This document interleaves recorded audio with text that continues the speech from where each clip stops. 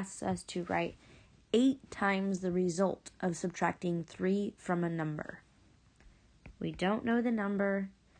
We have to subtract 3 from that, and then we're going to multiply that result by 8.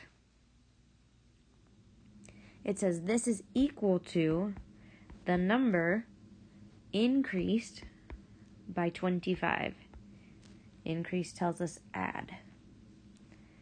Now we use the distributive property to multiply into both of those terms. We get 8x. 8 times 3 is 24, but we need that minus in the middle. Now my smaller term is x. It is smaller than 8x.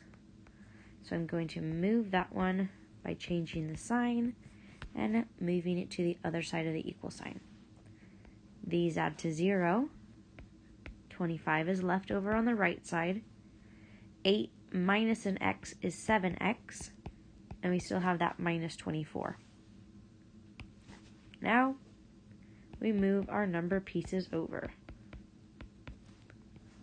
These add to 0, so I'm left with 7x equals 49.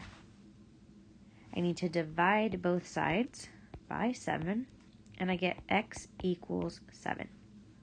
It just asks us what the number is, so we don't have to put it back in.